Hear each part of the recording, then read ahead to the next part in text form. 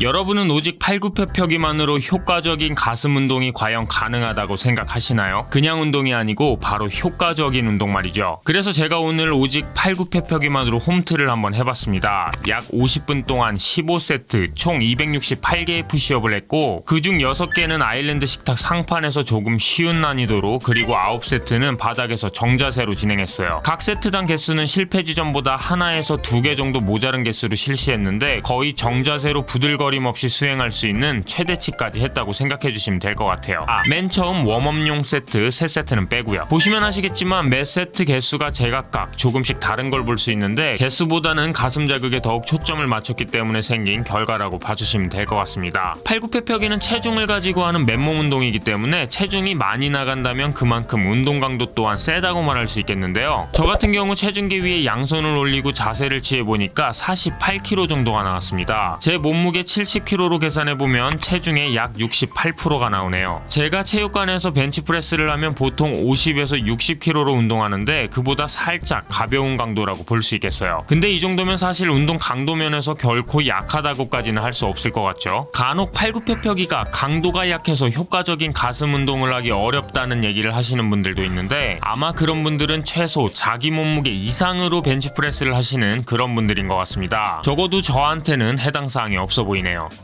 물론 코어 안정성이 떨어지거나 정확한 자세가 아니면 체중을 효과적으로 가슴에 실어주기 힘들기 때문에 초보자의 경우라면 제대로 된 가슴 운동 효과를 이끌어내는 것 그 자체가 어려울 수도 있습니다. 바로 이 점이 팔굽혀펴기의 장점이자 단점인 포인트라고 할 수 있겠는데요. 코어를 단단히 잡고 전신을 흔들리지 않게 잡아줘야 하는 부가적인 노력이 필요하기 때문에 자연스럽게 전신의 균형 있는 단련은 가능하지만 반대로 가슴 근육의 집중도 면에서 봤을 때는 불필요한 체력 소모가 많고 신경 써야 할 요소들이 많아서 운동 효율성이 떨어진다고 볼 수도 있기 때문입니다. 그럼 벤치프레스 같은 중량 운동과 팔굽혀펴기 중에 과연 어떤 운동을 해야 되는지 고민이 되시겠죠? 고민할 거 없이 그냥 둘 다 하시면 됩니다. 어쨌든 상호 보완이 되는 운동이니까 뭘 해도 괜찮거든요. 다만 중량은 꽤 치는데 팔굽혀펴기가 잘 안 된다던가 팔굽혀펴기는 꽤 되는데 중량이 너무 어렵다 하면 약점을 보완하는 방향으로 한번 운동해 보시는 걸 추천드릴게요. 실제로 저는 팔굽혀펴기만으로 가슴 운동을 진짜 오랜만에 해봤는데요. 아니 진짜 이렇게 했었던 게 언젠지 생각이 안 날 정도로 오래됐어요. 근데 아무튼 다음날 최근 들어 이렇게 심한 근육통을 느낀 적이 있었나 싶을 정도로 가슴 근육이 굉장히 아팠습니다. 아마도 그만큼 새로운 자극이 되었다는 얘기겠죠. 저는 팔굽혀펴기를 할 때 약간 벤치프레스 느낌으로 하는 걸 좋아하는데요. 이날도 역시 그 방식으로 가슴에 초점을 맞춰서 진행해봤어요. 이게 무슨 말이냐면 등 뒤에 있는 날개뼈 있죠? 그 날개뼈, 그러니까 견갑골을 떨어지지 않게 유지하면서 푸시업을 하는 건데요. 왼쪽은 견갑골을 다 사용해서 어깨를 끝까지 밀어내는 푸시업이고 오른쪽은 견갑골을 떨어지지 않게 해서 마지막까지도 최대한 어깨를 내밀지 않는 푸시업입니다. 이렇게 견갑골을 꽉 붙든 상태로 팔굽혀펴기를 하면 보시는 것처럼 팔을 밀어내는 마지막까지도 어깨 사용을 최소화하고 가슴 근육의 사용을 극대화할 수 있는 것이죠. 가슴 근육에 초점을 맞춘 팔굽혀펴기를 원하시는 분들이라면 한 번쯤 시도해보셔도 좋을 것 같아요. 이 방식으로 하게 되면 팔을 밀어내는 마지막 순간에도 어깨를 빼지 않아서 가동 범위가 조금은 덜 나오게 되는데 그 대신 가슴 근육의 지속적인 긴장을 가져가기에는 조금 더 유리합니다. 또 어깨 사용을 줄이는 거니까 어깨의 부상 가능성 또한 낮출 수 있겠죠. 근데 재밌는 건 제가 이런 식으로 푸시업을 연습하고 나서부터는 실제로 벤치프레스 자세가 아주 안정적으로 바뀌었다는 사실입니다. 아마도 견갑대를 단단히 붙이고 팔을 뻗는 연습이 벤치프레스 시에 등을 고정하는 데 도움이 된 것 같아요. 어쨌든 그래서 저는 실제로 벤치프레스 전에 웜업을 할 때 항상 이렇게 견갑골을 붙여놓고 푸시업을 해주고 있습니다. 근데 벤치프레스처럼 등 뒤에 패드가 있어서 견갑골이 빠지는 걸 물리적으로 막아줄 수 있는 건 아니기 때문에 견갑골 사이에 어느 정도의 틈이 생기는 건 어쩔 수 없더라고요. 아무튼 중요한 건 견갑골을 붙여놓는다는 그 느낌을 가지고 운동하면 가슴 근육의 활성화에 아주 효과적이라는 사실입니다.